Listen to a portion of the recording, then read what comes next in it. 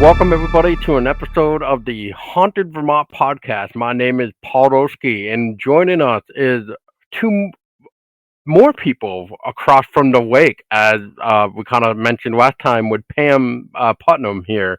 So this time joining us, we got Andrea, Anesi, and Kyle Miller. Welcome aboard, you two. Well, thanks for having us. Thanks for having us. Yes. You're very welcome.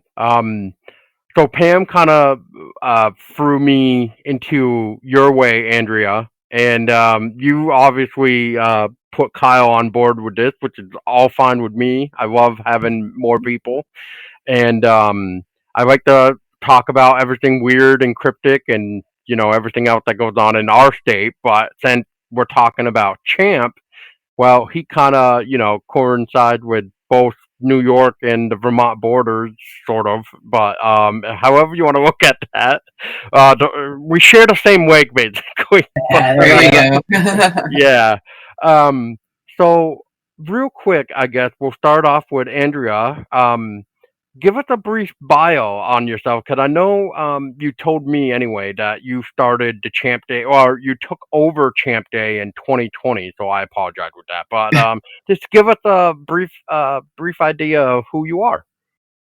Well, I'm currently the chairperson of the Champ Day Festival Committee, which is under the Mariah Chamber of Commerce. So I was on the committee for a couple of years before I took on being the chairperson. Kyle and I actually moved up here to Port Henry, New York in 2013. It was kind of interesting we sort of knew about Champ, but until we moved up here, we didn't realize that Port Henry considers itself the home of Champ. So that was kind of fun, and it's just an interesting. I like legends and mysterious things. So it's kind of cool that there was this festival held annually to celebrate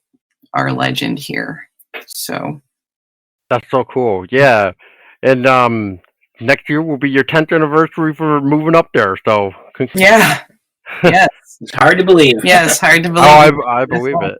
Well, that's like this year. This August, August 26th to be precise, will mark the 10th anniversary of Haunted Vermont since I've started. Oh wow! Well, congratulations. Well, yeah. I appreciate it. Thank you. Happy anniversary in advance. Yeah, oh wait, yeah, right here. We're behind me. However, this camera is working. I actually had a buddy of mine make that 10th anniversary logo for us. So, Cool. And so I don't know what you can kind of see, but there's Champ down below. Oh, yeah. I got Awesome. and Bigfoot. Bigfoot. UFO. Yep. Alien. I got a Thunderbird. Thunderbird in the moon there. Yep. Oh yeah. And then he added some extra goodies in there, like a ghost, a skeleton, and I think something else, but I forget. But yeah, I let him have fun with it. Well, it's a sharp looking piece. Thank you. Now, when you started, did you think 10 years from now I'll be going strong? No, I did not even realize how big it was gonna become, and then it started to slow down. But I think it kind of does that with everything, with social media and everything. It's just really hard to keep track of everything. And then once you start running out of stories, it's like, well, what do I do? So in this case, I was like, well, I want to start reaching out to new people, meet new people, and figure out what else is there that kind of coincide with Vermont and New York, or even New Hampshire, which I'll eventually probably try to, dive in that neighborhood. But for right now, I'd rather help people out that I know, or meet along the way of people that I know and all that stuff. So yeah. Excellent. Cool. Yeah. So real quick, so Kyle, you run the Home of Champ, which is like an online store. So let's talk to you about that. Let's get an idea of who you are.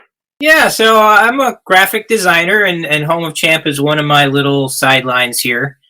And it all started. I took a job at the visitor center right by the bridge that goes into Vermont there, and I was just astounded by the number of people crossing into New York State who were coming to Port Henry to look for Champ, to see Champ, and to look for merchandise. And there was basically no merchandise to be had. So I saw an opportunity, and that's how Home of Champ was born. Easy enough. Now, did you ever think about like having like your own little actual location, or is that maybe just something that hadn't really worked out? Well, I think there's a lot of factors there. I think a brick and mortar store here in Port Henry would do well, especially in the summertime. But the real estate options are very limited here for a couple of different reasons, and the prices are out of line with what a merchant could bring in profit. So it's not out of the realm of possibility, but we would basically have to find a property to buy outright rather than rent. And so you never know. We don't know of anything at the moment, but someday it might happen. Well, at least you got the festival to kind of sell your product around and stuff like There that. There you go. Yeah. And what's great about the festival is basically we don't try and corner the market or anything like that. I think there's enough interest in Champ that everybody in town should be selling Champ products.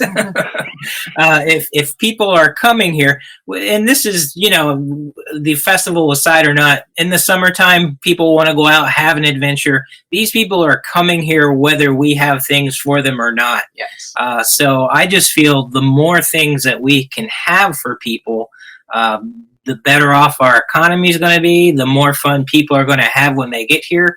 The worst thing that could happen is you have adventure seekers come into Port Henry, turn around and leave. They don't have a good time, and no one here has an opportunity to interact with them. So we want to make this as big and as widespread as possible. Fair enough. I like it. And I wish you the best of luck down the road if that opportunity does come. Oh, well, thank you very much.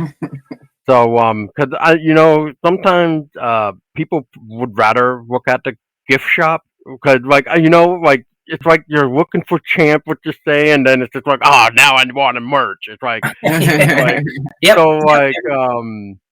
So in that case, is there any local businesses around that are like promoting your shop or anything? Well, we did have some merchants who were putting some of our things in their shops, but with COVID, everything's kind of gone into the things took a little bit of a wrong turn at Albuquerque, we'll say.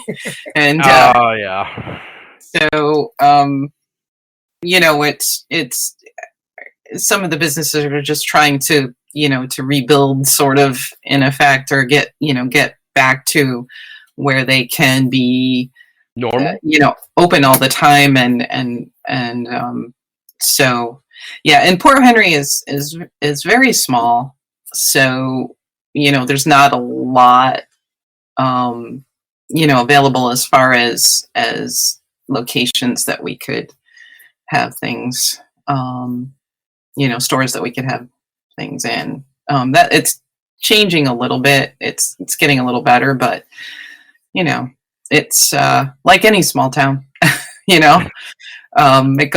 go through ups and downs. So unfortunately, and that's the one of the downfalls when it comes to like Amazon. Once Amazon or something bigger comes into play, it's like the local businesses get more hurt than anything else. So right there you go. Right. Yeah. So one thing I didn't mention about Home of Champ, it is meant to satisfy people's need for Champ merchandise, but it's also a two-pronged thing where the other half of it is meant to promote Port Henry in the area. So we're not strictly Home of Champ isn't strictly for profit. If I got filthy rich off of it, that'd be great. But most of the profit I make on it manages to find its way back into the community before I get my Cadillac. so, so that's kind of it's not a bloodthirsty profit making kind of thing. It's more it's a way to make a little money, and most of that money goes back into the community. So that's awesome. We have a lot of fun doing it. We have I didn't when I made it, I didn't think that the most rewarding part of it would be becoming part of a community where people from all over the world are friends of Home of Champ now. I can't even remember how many countries that we have. 50 cities from around dozens of countries around the world. It's just insane. So I never thought that would be the most satisfying part of it, but it's really a great community of people. We're not talking Bigfoot, and Bigfoot's a whole different story, you know? Yeah. I mean, when it comes to Bigfoot, you get the negative people, and then sometimes you get the positive people. Mostly the negative, unfortunately, though, because everybody's like, "Oh, well, we've already known that story. It's a hoax, blah blah blah. It's a bear track." Blah, and blah, that's I see that in all the various little genres of cryptozoology, and I'm sure paranormal too. Or not that much. I would, in my opinion, from what I've seen, I would say it's more in the cryptid zoology more than the paranormal, because sometimes there is stuff in the paranormal that you just cannot debunk, and then they're just like, well, I don't know. Well, that happened. Well, that happened, but what is this? It's like when you get into UFOs and stuff like that. So it really depends on who you talk to, I guess, will be the better way of putting it, right? Right. We don't have a lot of interaction in the paranormal area, but we did have one customer. We delivered some merchandise to her, and Ticonderoga, wasn't it? Or was it Crown Point? It's Crown Point. Crown Point. Crown Point. She actually had UFO experiences in around Ticonderoga and also out by Faro Lake. Is that right? I believe so. Yeah. No. And that was like the weirdest thing because we don't usually hear those kind of stories. But boy, it was interesting. She really had some weird experiences. Yeah. And she was wasn't it that it was like 4 people or something, right? Wasn't it? It wasn't it wasn't just her. It was a small group of people that had this experience and this UFO related experience, and you could tell when she talked about it that it was clearly something that affected her, and and you can say the same thing about people who talk about cryptid sightings or any other type of paranormal sighting or experience that it's something that affects them, and so clearly they saw something or had some kind of a experience. So definitely no, you hear that all the time, unfortunately. They either you see something or you don't see something and you experience this or that. The first thing you're gonna hear is I'm too afraid to even tell anybody because I'm of the ridicule and stuff like that. I don't want to be that target, and unfortunately that's the way it has become with certain subjects, if I may say. But now with UFOs, it seems like they're coming out more of how do I even want to say it? Like it's more easier to talk about UFOs now than it was 5-10 years ago. Right. More cultural acceptance, maybe. Yeah, that's a good way of putting it. Yeah. And for me, I've had my experiences with the paranormal and everything else, and it's funny because there was one day where I was out doing my old job, which was traffic control, and I was staring off into the sky, and the sky was like clear blue sky. There really wasn't too much clouds in the sky, and I just see this weird black thing in the sky, and it's just staying there. And I'm just like, okay, this is just weird. Maybe it's a drone or something. And like as the day was going on and stuff, it was just like this thing has still not moved, and I'm just like. So I'm like, okay, this is weird, and so I radioed my partner at the time, and I'm like, just out of curiosity, do you see anything weird in the sky? And he's like, no, and I'm like, you really don't see like this black like whatever this is, like object dot whatever, because it was like kind of far away, so I couldn't really make out all the details. Like some people have, you know, could detail whether it be like a tic tac or what is it, a triangle shape or something like that, and but it was just so weird. So anyway, to wrap up the story just a little bit is so I was just like, well, okay, well, I know we're gonna be finishing up soon, and when you come over to me so we can get into the cruiser, I'm gonna point it out to you so you can see it if it's still there, because I don't know. It could have been a drone and just took it off for all I know. But anyway, so it still didn't take off, and by the time my partner came back to me, I pointed up right at it. But the funny and weird thing about this is, as soon as I pointed at it, that's when it moved, Oh my gosh. and it just kept going and going. And I'm like that person too. You hear about there's no sounds. I didn't hear anything. It didn't sound like a helicopter. It didn't sound like a plane or anything. I didn't see any random lights around it or anything. It was just like a pure black, we'll just say dot, because I really didn't see any other type of shape to it. But it just moves, and next thing you know, it was just gone. And I'm just like, I have no idea if I just saw a UFO or a drone. Wow. Now, it's hard to in the moment like that, it's hard to guess. But do you have an idea how long it was there, stationary? Like 10 minutes or 5 minutes or? Oh God, we're talking maybe 2.5 hours. Oh, geez! Holy cow! Wow. I mean, a drone would have like limited batteries, wouldn't it? I don't know. Yeah. Yeah, I mean, for all I know, it could have been longer. I mean, from the time I actually noticed it to when we were done, it felt like 2.5 hours. So I really do not know how long that thing has been there.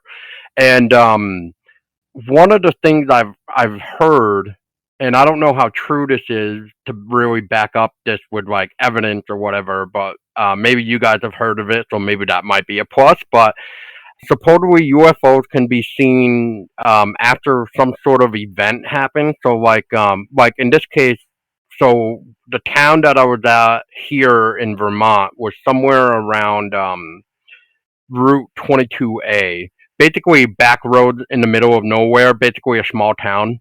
And supposedly what happened was this small stream that you never would have thought would over flood washed out this whole town. And I think this was during Irene, I want to say. And yeah, that was just like the most craziest thing ever, though. Like, I don't know how to explain it, but that's all I know. Yeah. Well, that's I think that's the thing too, is when you have an experience or you see something, you can say, this is what I saw. I don't know what it is. I mean, we saw something in the lake. We don't know what it was. I mean, we didn't look at it and go, "Oh yeah, there's Champ." We were just like, "What is that?" It really does make you think. And like I think that's one cool thing about this topic is, like, you have to have an open mind about this. I mean, I wouldn't just rush in and be like, "Oh, Champ," like you said, Right, get my camera quick. So, but yeah, no, no, we didn't have a camera that day, so we were walking the dogs. So it was like I didn't even have my phone. there wasn't like anything weird about it. I mean, I don't know. There wasn't like three humps, right? That's what I hear. Well, So, I'll tell you our sighting story. So this was in 2016, and it was the first Friday of July, before the 4th of July weekend, if I recall correctly. Yep. And our street is on a little hill that overlooks Bullwagga Bay. So from a big portion of the lake, we can see the bridge that goes over to Vermont. So. Oh yeah. So at certain points, you get quite a panoramic view looking down on the lake. And we stopped just down the street from our house to let the dogs sniff around and do their business. And Andrea and I are standing there talking. We're looking out over the lake, and we noticed this kind of boat thing, and we didn't pay any attention. But then as we're talking, we keep looking at it, and we're going, that's really weird. It's a black thing. It's stationary. It's not moving. And it didn't have a mast. It didn't have any features of a boat. And then we were thinking, oh, geez, I think that's a big boat that's capsized over there. Right. And so we're staring at this thing, and we're going, well, it's not moving. If it was a capsized boat, you might see it, I don't know, rock around or something. So by this time, we're just focused on this thing. We're watching it, and it looks like a black hull of a ship that's turned over, and it's not moving, and it's just there. It's not going with the waves. Well, there were no waves, but it's not moving. It's not bobbing. It was a very still. The lake was very still, so that was what was kind of interesting. Very slowly, this hump slowly separated into two humps. And then just as slowly, it sank into the water and disappeared. And it probably took about a minute and a half, 2 minutes for this thing to sink. It didn't like just go bloop. It was just very, very slowly and steadily sank into the water, and then it was gone. And we were taking guesses on how big we thought it was, because this is maybe a quarter of a mile away from where we were watching the lake. And as it turned out, the next day we were walking the dogs again, and we stopped and we were talking about what we saw, and we're looking at that exact spot, and a boat goes zooming through there. So I can say with the size of that boat is about the size of the thing we saw. I can say with fair certainty we saw something. The hump that was out of the water was 15 to 20 feet long. So the size of the thing that was under the water, I have no idea, but it had to be a lot bigger than that. Yeah. So, and it wasn't, we've seen wakes and waves and things like that on the lake, and from the angle that we were. Yeah, so I don't think it would have looked like that. When people are fooled by illusions on the water, usually you're at water level. So if you see a wake go by and it looks like a hump, it's because you're on the water. Right. You're viewing it from a certain perspective. If you're on a hill looking down on the lake, you can see the line of that wake for 3 miles. Right. So the things that fool people's eyes at lake level are less likely to fool people's eyes. They're very evident when you're looking down on it. Yeah. So, and boy, that lake was like glass that night. We had about an hour until sunset, and it was just a perfect evening. So if it was Champ, he was really enjoying the summer evening there. Yeah. I don't know. We don't know what it was, but it was odd. And it's not like you could. Well, I don't know. I mean, it's not like you. Did you think of maybe pieces of a tree or something maybe that have fallen in? I think we ran through all the possibilities. We were kicking it around at one time, and I don't remember now if there had been storms recently. I just don't recall. But I thought, well, what if somehow a giant tarp got blown into the lake?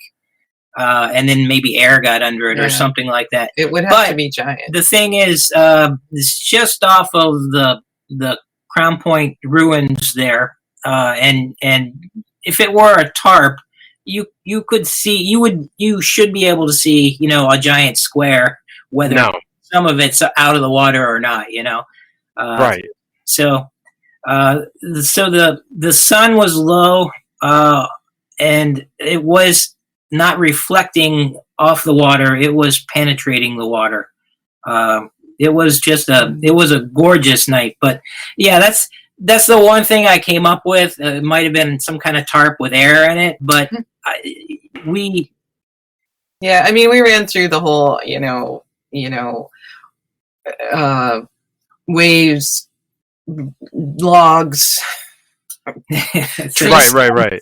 And I mean, it was so big. When something really, when something like that happens, your eye just goes there every time you walk by. So, yeah. And if it were a tarp, something had to become of the tarp. It wouldn't just sink or whatever. Right. So I think if it were a tarp, we would have seen it in some form or another. I don't know. Oh, for sure. Yeah, no, you're right. Yeah, you're right. Yeah, it's not like it's you hear about how deep Lake Champlain is, but this is actually a very shallow part of the lake where this sighting occurred. So maybe it was the smaller one. Maybe what? I said maybe it was the smaller one. Yeah, I don't know.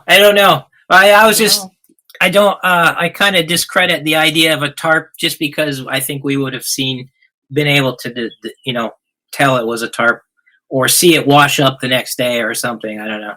And that's what I was thinking. You would either see it wash up, or if there was waves, it would have helped moved it back and forth a little bit just to kind of help you get a better answer. So. Right. Even before we had our sighting, we knew people are seeing real objects, real things in the lake. We don't have any guess as to what they are, but we already had an open mind. We know so many people, believable people that have seen things. So it's not like we were skeptics and now we're believers. Right. We're just people that saw something we can't explain, like all the other people that saw something they can't explain. Well, and too, we both were, when we were young, we both were kind of interested in all those sort of strange and unusual things. And so I think in part that's why we both are very open-minded about it. It's like, well, it could be any number of things, but we also kind of look at it as all right. So what did we see? What or what did that person see? How do they describe it? Can we discount anything? You know what I mean? Looking at it that way, but still keeping an open mind.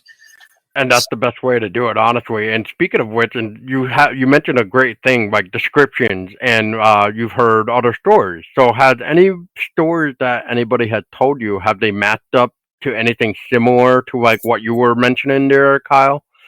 That's a good question. I don't really have a great catalog of stories in my mind, but I know there was I was talking with one of our at Champ Day last year. I was talking with actually two of our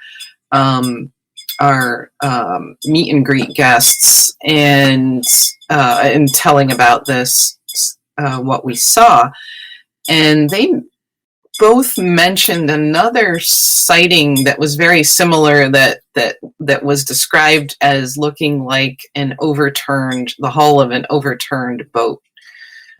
So, and I don't know offhand where in the lake that was. I think it was more north, and I think it was somebody in Vermont or something like that. So, do you remember anything I won't mention any name of the area here, but I don't remember. Yeah, there might be another person. One person here in town who lives very close to the lake described seeing something that looked like an overturned hull of a boat moving away from the shore. Yeah. Now that I think that Now, as far as changing shape, I know Scott Martis, when he had a sighting up near Burlington. Up in Burlington area, yeah. He saw a large black hump that then kind of rolled over and almost looked like it had or a fluke or something like that.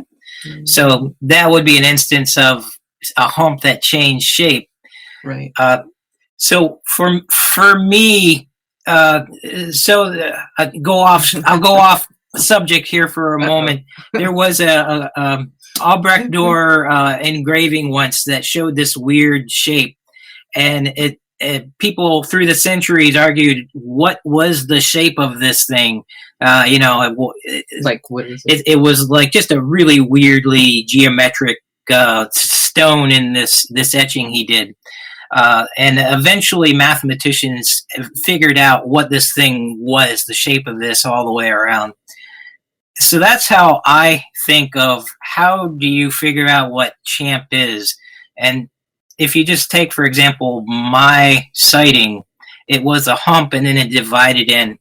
I don't particularly picture something made of Play-Doh or jelly or something like that.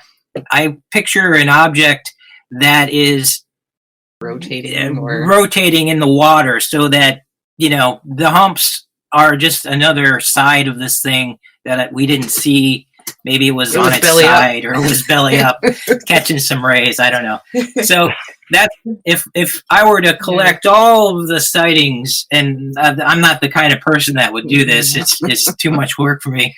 But I would take those sightings and I would then piece by piece. It's kind of like the story of blind men describing an elephant. Every sighting is a blind person describing an elephant. You just put enough of them together and see what is out there that fits the description. How it changes, or how do you explain, going from one hump to two? It's just you have to figure out, well, that tells you how it's shaped or how it's built, Right. No, that makes sense. And the reason why I was saying, like, if you've heard anything similar is because so recently I was listening to a podcast about UFOs, and they did like a call in for their listeners. And anyway, this guy called in from Connecticut, and he basically described almost the same exact thing that I saw, as I told you guys, like this black dot or something that was in the air, and et cetera, only his didn't move. It like vanished at that same spot. Oh wow. So they've been in roughly the same time period. It was 2014-16, I think he said. And so mine was like somewhere around 2010, somewhere around there. Right. Yeah, wow. So very interesting. And the other reason why I bring it up too is like, so that made me think, and then it also reminded me of the story that I heard, or at least tipped or something. I don't know how to really word this, but basically I've been told that people claim that Lake Champlain is possibly a great place for a UFO base down in the water because of how deep it is. Because supposedly they've heard people mention that they've seen UFOs come out and go into the water. So I don't know. Well, who knows? Keep watching the lake. Keep watching the lake. That's what and we the like. sky. Yeah. Now, real quick to go back to like Champ Day for a minute. So, basically, what is Champ Day? Well, it was a celebration that was actually started in the 1980s. The first official Champ Day festival was in 1985, and it was basically started by the Mariah Chamber of Commerce at the time, just as to kind of draw people to the area, celebrate this local legend, that the whole nine yards kind of, a lot of the businesses were involved. It was up on, it was actually on Main Street, so it wasn't on the waterfront at all. And was a more recent more recent change to having it at Champ Beach Park and Campground, which is right on the waterfront of Lake Champlain. So you can be at the festival and you can look out at the lake, and you never know, you might see Champ. So I gotta ask Kyle then. Is that where that I want to say that button comes into play? The I camped or I camped with Champ. Yeah, so and one of the unique things about Port Henry is we have two of the very few campgrounds directly on the lake. I don't know how many there are, but you could probably count them on one hand for the entire lake. And we have two of them right here. So for our campers, since we're the home of Champ, you don't have to camp here, but you can get your I Camped with Champ sticker, and you can also, we have a little bottle opener for your camping refreshments that also says I Camped with Champ. I was browsing through your little site because I was just like, oh, that's so cool. And then as she said that, it reminded me of it. That's so cool. There you go. Yeah. Well, I mean, it's a gorgeous. We have a gorgeous waterfront here, and you know, both of the beaches that are associated with these two campgrounds. These are both town-owned campgrounds, and the beaches are both public beaches. So, as a matter of fact, last fall, I worked with the town of Mariah to get a historical marker at the Bulwaga Bay Beach, which is connected with the Bulwaga Bay Campground. Again, that's the other town-owned campground. Mm-hmm. To get a historical marker for our local legend that it actually serves as an origin story for Champ.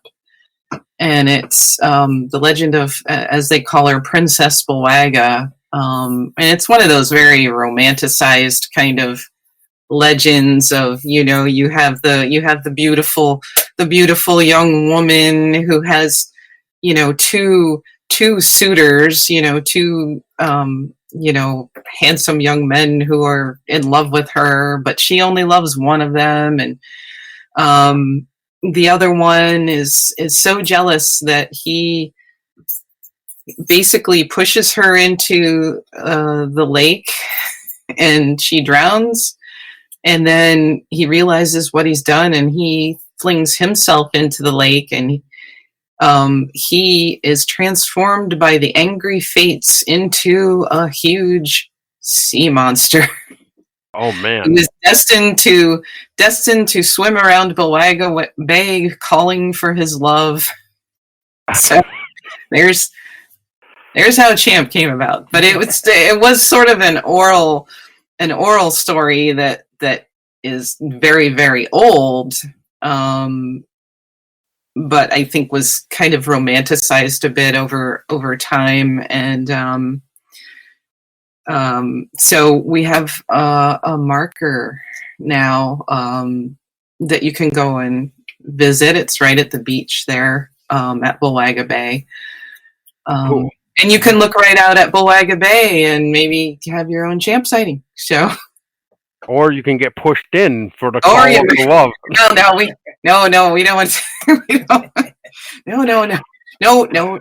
People will be safe. There's no. No, I don't. That story kind of reminds me of the movie. I don't know if you guys seen it, but it's called The Shape of Water. I've heard of it, but I haven't seen it. Think of like The Creature of the Black Lagoon, but like more of a romantic movie. And there you go. Yeah, it's quite interesting. We'll have to check it out. I mean, it's by it's from or produced by Del Toro as well. So. Okay. Yeah, so I mean, I know he's a legend with monsters, so you may like it. It must be a visually stunning movie then if he produced it. Depends on who you ask. Oh, okay.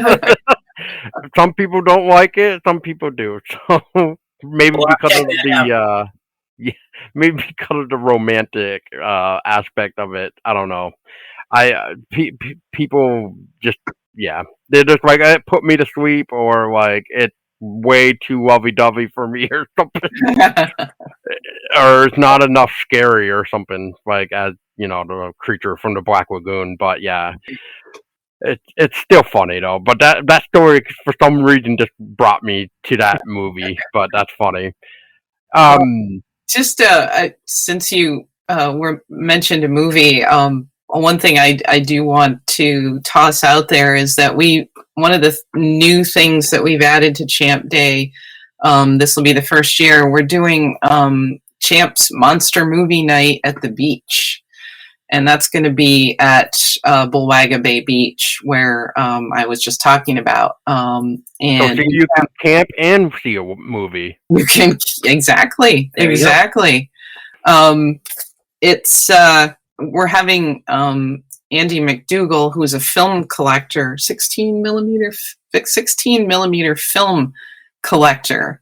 So he's got these amazing movies. He's from Plattsburgh, and so he's going to be showing Monster from the Ocean Floor.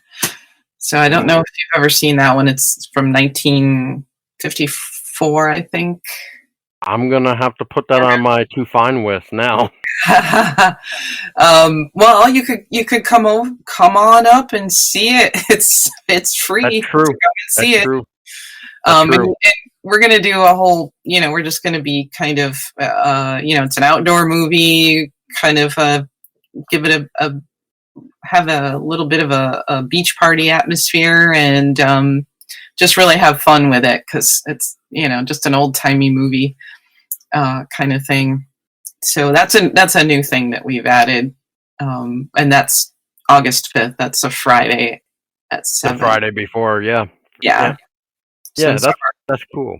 our I like Champ that Day idea. pre-party. Your champ what? Champ Day pre-party. Yeah. Yeah. And then you can just wake up right on the beach and just get dressed, and there you are. You're at Champ Day, I guess. Because, like I said, and then you can go on Home of Champ and get your I Camp with Champ sticker or button. There you go. Stop There you by go. the tent. We'll have them. Yeah. Yeah, he'll have his booth open at Champ Day, and I'll tell you, so far I think we've got a few vendors that are have said, well, we have these Champ things that we're gonna have available at Champ Day. We try to get like artisans, craftspeople, people who maybe are making very unique things that people might be interested in. And we are also having, I just want to toss this out there. We have our, we call it the Crypto Cave Meet and Greet tent. And we have some special guests, so they'll be there at the tent all day, and people can meet them. It might be filmmakers, book authors, researchers, artists who do cryptid stuff. So it'll be an opportunity for people to meet them, buy their products, get books signed, all that kind of stuff. Talk, if it's a researcher, they talk about their sightings and that kind of thing. So this year we're having Chatan Noir, who is actually from she's from the Midwest, but she last summer she was here doing a little research on Lake Champlain. She actually is the managing head writer and owner of have you ever heard of Squatch GQ magazine? Just the name. Yeah, just the name. There's a series of magazines that she does, and she's very into cryptid and paranormal travel. So she does a little bit of everything. Very interesting person. She's going to be there. We also have Ronald Murphy, who is an investigator of all kinds of things, from like cryptozoology, leaning into paranormal, UFO kind of stuff. He has a special interest in lake monsters, so he has a book called on aquatic monsters of the Great Lakes. But he does talk a little bit about Champ in that book, and also I believe the Loch Ness Monster. So he's going to be there, and we also are going to have there's filmmakers and book authors that are doing or are going to be filming this summer. Lucy and the Lake Monster. They're going to be filming here in the Port Henry Crown Point area. So they are going to be at Champ Day, and they may even have their. It's not confirmed yet, but they may have their lead actress.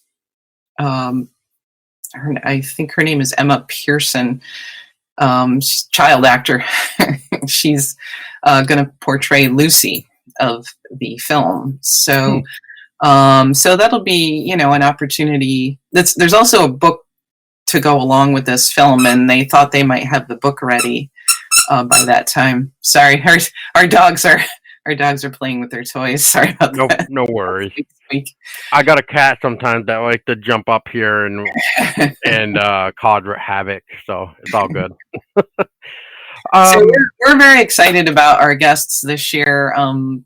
Last year we had great guests. We had Alexander Petikoff. I don't know if you're familiar with him. Carrick St. Laurent, Paul Bartholomew, and Kenny W. Irish, who are all very like research investigator oriented, but have either made films or written books or made documentaries, that kind of thing. So so this year is just maybe just a little bit different, a little more oriented towards filmmaking, book authors, that kind of thing. So it should be interesting. It sounds like it. Yeah. It's really sad though that I've only now heard of it about this, like I think this year, unfortunately, because I didn't ever realize like something like this was going on, because that's just how lame Vermont is. So we don't really hear anything cool like this going on.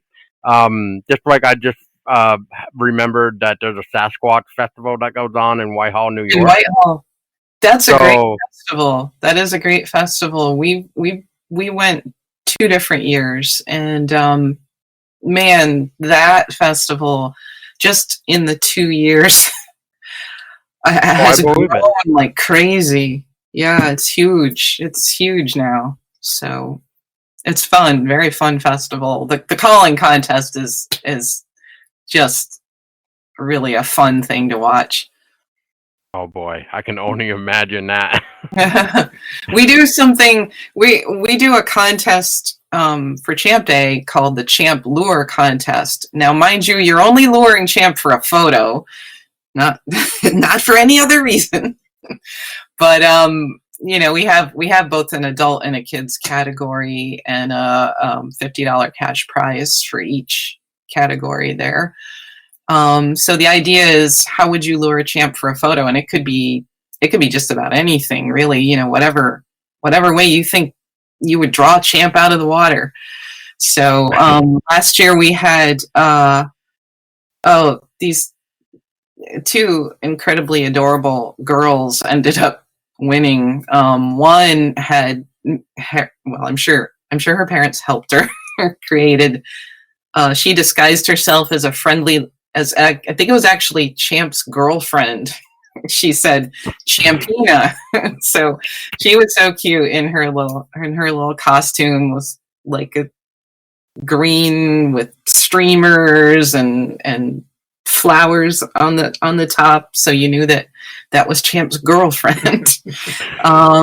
And we had one that made a special treat that had it was like a little pie. That had gummy worms in it and like crushed Oreos to look like dirt, and because she thought Champ would come up to eat that. Earthworm, yeah, very clever. We had a couple of kids came and did like a roar, kind of like a monster roar, to try to call Champ. It was really fun, and so we're doing that again this year. That's cool. I can't wait to see what people come up with. I think that already sounds like the best part too, because just to see like what people come up with. So. Yeah, exactly. And like I say, you have this one goal, but how you accomplish that goal, it could be just about anything. You could do a tribal drum call, or you could sing a song that might draw him out of the water, or just the possibilities are endless, we'll say. And that's not a bad thing.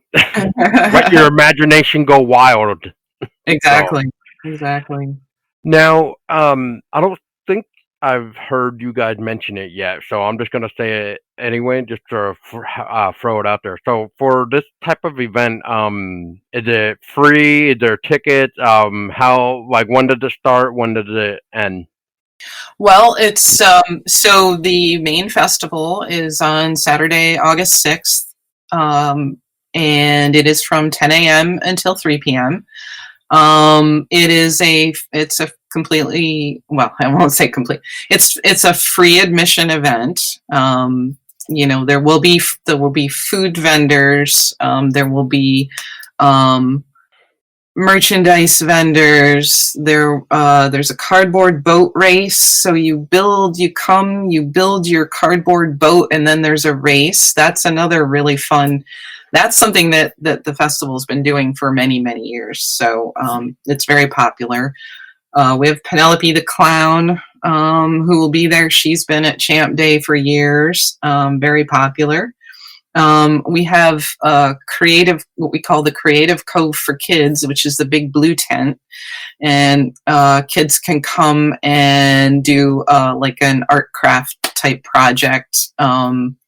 We haven't settled on what it's going to be this year, but it's something that they can make, and then they take that home with them. So. Have I covered everything? Yeah, it's like you said, a free event and lots of fun for everybody. Free admission. So. And what about the August 5th event for the movie? That is also free admission. We're encouraging people to have fun with it. Wear a beach outfit, beach theme, 1950s theme, monster theme outfit of some sort, because we're gonna give away a prize for the best theme outfit. So we'll do that at the movie night. But yes, that is also free admission. Oh wow! Yeah, we want people to come and have a lot of fun and really enjoy their time here, and really get a chance to see the beauty that we get to see living here all year round.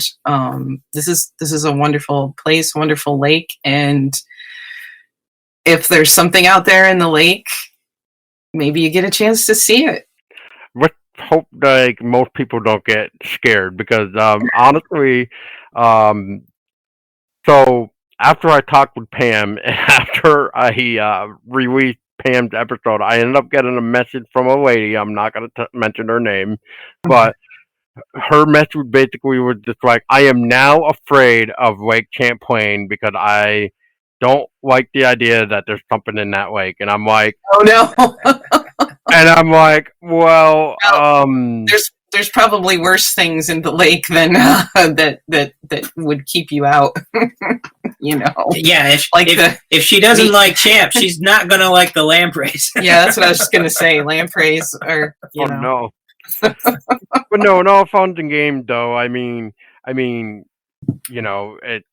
how many people would see, like, and I'm trying to say this with quotation, see Champ a year without even realizing that could just be completely something else, Right. I mean, and this is going to be me, the skeptic, talking. For all I know, Champ doesn't really is out there per se. Like, because wasn't there a few years ago talk about that there was some body found that could have possibly have been Champ or something like that? I don't know if you guys ever heard of that. Many. I don't remember what year, but I know there was I think somewhere around Westport, New York, that there was allegedly a carcass, we'll say, discovered. But I haven't really done a whole lot of looking around to see to find out more about that. There's actually the Joe Zarzinski book, Champ Beyond the Legend, has a whole list of sightings in the back. That came out in the 1980s, that book, so it only goes up to that point. But it may be mentioned there. I'm not sure. Well, all right. Well, I've honestly, you guys answered everything that I've kind of written down for note-wise, but is there anything that I haven't asked that you guys would like to touch on or add to the conversation? I'd say, come to Champ Day and have legendary fun. That's the only thing I have to add.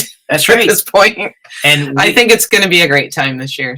We've had a good time talking to you. And yeah, thank you so much. Everybody out there, tune in to Haunted Vermont. Yeah. All right. Well, instead of tuning in to me, how about we figure out where we can keep up to date and buy merchandise from the home of Champ, and where can we keep up to date with all things Champ Day anyways? Well, the Champ Day Festival does have a Facebook page that is updated very regularly. It's Champ Day, the Lake Champlain Monster Festival. We do have an event page on the PortHenryMariah.com website, which is the Chamber of Commerce's current website. I think that's pretty much covers it. Just to clarify, Home of Champ is not affiliated with the Champ Day Festival, but feel free to go to homeofchamp.com and take a look at some fun stuff there. Yeah. And there's a lot of fun stuff, I can tell you that right now. And when you get to the Home of Champ screen, you're going to be prompted with like 4 things, by the way. There's like the store, a blog, the About Us, and something else, but I cannot see the home page right now, unfortunately. It's contact, if you want to contact Kyle yourself for any Champ questions, I guess. But all right, guys. Well, thank you so much for your time. It was really fun, and it was nice to get to understand the idea of Champ Day 2 and Home of Champ as well, because you know what? It's kind of nice to see something that actually have Champ merchandise, because usually when you type in Champ, you don't see that much. Right. You get basketball sneakers. Or you get a T-shirt with Sasquatch riding Champ, like there you go. cowboy.